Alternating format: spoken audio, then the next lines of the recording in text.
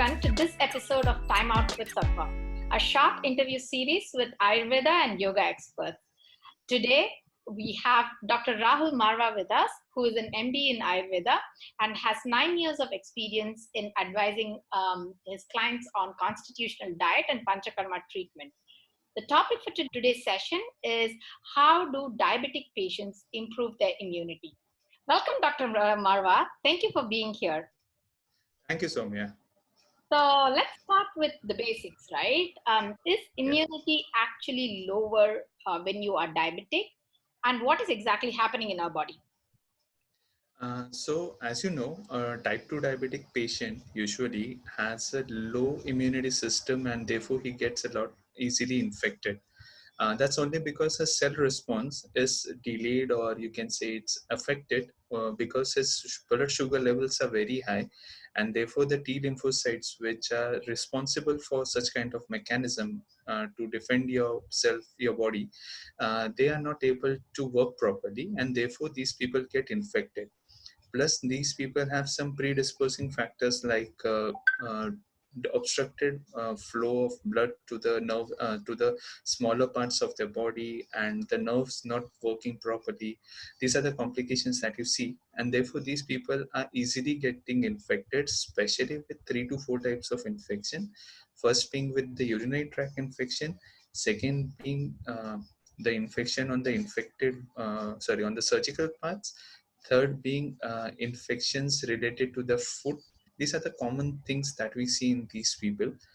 And in times when other person might have a good immunity or a good immune response to viruses and all, these people are much more easily vulnerable to such kind of attacks. That makes sense. So there is like diabetes is so widespread, right? And there are like a lot of myths also going around with it. If you were to Very bust true. 2 myths about diabetes or like any practice around it, what would that be? Uh-huh. Uh, there are too many, but basically what I feel, I know that the two major ones being, number one, the bitter juices which we say that are good for your sugar and all are not that good when you see in the whole term. I mean, in the whole evaluate in the long run. Bitter juices or the bitter things, if they are cooked properly and eaten, then it's fine. But if you have a lot of bitter juices, suppose you are a diabetic and very thin person and you have a lot of bitter juices, the first thing you're going to have is you're going to get some joint pain or some other infection, or maybe an acidity issue, a gastritis issue. That's first thing for sure. Secondly, nowhere in Ayurveda it has mentioned that you need to have bitter juices only, then diabetes is going to get controlled. There's no such reference at all, for sure. People would love to know that they don't have to take bitter stuff. Yeah, rather, see, having bitter in your diet is a must. These days, we don't have a diet which is complete diet. Usually, a complete diet has six. The number one being sweet, second salty, sour, fourth being bitter, uh, spicy, and astringent. Today, those people having high blood sugars, around 80% of them do not fall actually are actually suffering from digestive issues or the metabolism issues, and not with real diabetes or any such thing. The high blood sugar levels are mostly related to the diet or the lifestyle issues, and has nothing to do with the pancreas as such. The pancreas isn't able to work because these things are affecting its regular working, and therefore they are not able to produce these insulin required insulin levels. So when I say so, these people usually, if they have a proper diet at a proper timing, most of them won't have any issues. And therefore, when these people come to an Ayurvedic doctor, doctors tend to increase their metabolism and everything, and therefore they get good amount of result comparatively. So they don't have to worry that only bitter things or eating less of sugar will help them. Uh, it's always good to have a good amount of a good balance of everything. Okay. Say, okay. So instead of Secondly, just coming to bitter, make sure your palate is complete with all six, complete with all the six. all six Yes, tastes. all the six. And then second point is having all those artificial sweetness. Uh, Artificial sweetness are not that good. Somewhere now research has also come that it's totally false to have. It's not good at all to have them because they are chemical based. Number one. Secondly, if you search somewhere down, people, I mean, even the allopaths have started prescribing 2 spoons of sugar, 2 spoons of ghee, and 2 spoons of oil in your diet as a compulsory need for even a diabetic patient. Okay. When they say so, it's not like having it in the form of burfis or peda and all those things. You cannot cook sugar. Okay. That's the major thing. So Oh, even if you, you should not cook sugar. okay. That's where it actually harms you much more. Okay. Like having it in the form of syrups and all is bad. You can just put a spoon of sugar in your milk or something and have it. It won't trouble you that much. In It, that sense, the more you cook sugar, it's much more harmful. It becomes much more of a carbonized atom, and that causes trouble. Even if you are a diabetic, I suggest my patients to have 2 spoons of sugar in a day, divided in whatever they are having, so that their sugar levels are maintained. better than like say natural sugar, better than like Natural sugar, always. The okay. candy sugar which we get in India, the khadi shakkar which we call in Hindi, is always the best in diabetes. So the final question that we have, like if you had three recommendations according to what Ayurveda prescribes to Mm. improve immunity of those with diabetes, what would that be? Mm.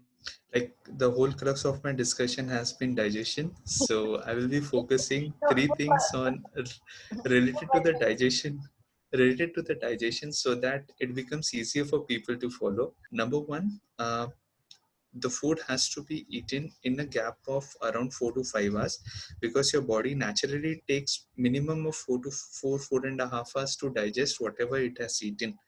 So in India, for my patients, I usually suggest a 2 meal diet because of our geographical conditions being hot and humid. It takes much more time, around 6 to 8 hours for the food to get digested compared to the European countries where it gets digested in 4 to 5 hours. So in India, we always suggest a 2 meal diet or the intermittent fasting, which is commonly being spread in India right now, the okay. intermittent fasting system. So that is the most ideal condition.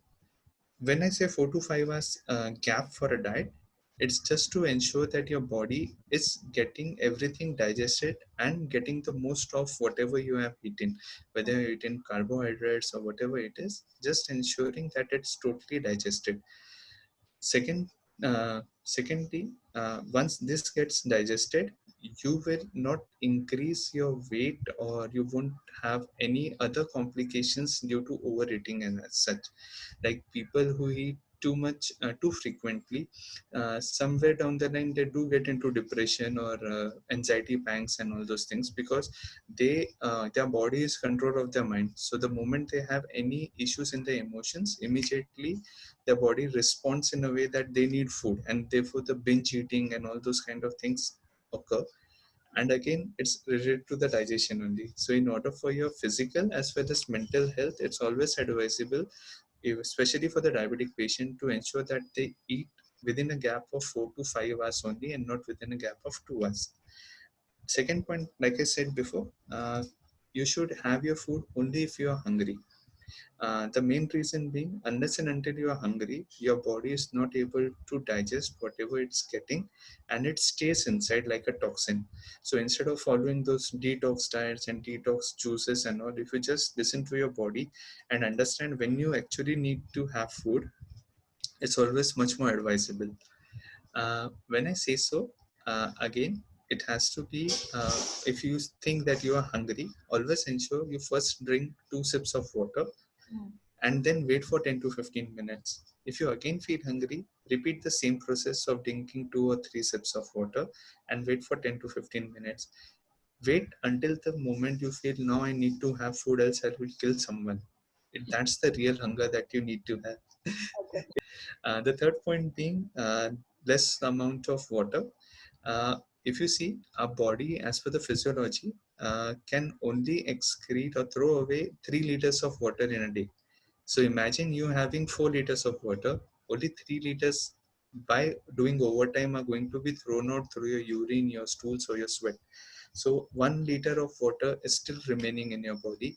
Multiply it by 7 days into 365 days. so you know how much water you are having inside your body. And these waters usually tend to create some of the other havoc, leading to most of the problems today, which are known as lifestyle problems. And therefore, you people say we have water retention or such kind of issues and all. And the moment they reduce the water intake, the problem is solved. It's because unnecessary water has been pushed up. I think we should trust in the intelligence of our body and like think about only when we are thirsty. Drink is a Stay drink water. that At that time, definitely drink hot water. I won't say rather hot also, a lukewarm water. The okay, best way to have a water is to boil it and use it. The boiled water is always good compared to the direct RO waters and all. right, It's always good for your digestion at right, any point of time. okay. So yeah. So in these, if you follow these three things, whether you are a diabetic or a non-diabetic, you're definitely going to have a good immune system. And people who are diabetic will benefit much more faster than the other ones because the system is getting in place. They will find change in their sugar levels also, and slow and steadily they will find themselves very much energetic. These infections getting cured easily and all those things. These are amazing tips and very insightful and very practical that people can still follow while they have restricted movements and they can't go out and stuff like that. This is really helpful. Thank you so much, Dr. Marwah, for joining us. And with that, Thank you so much. that's this episode.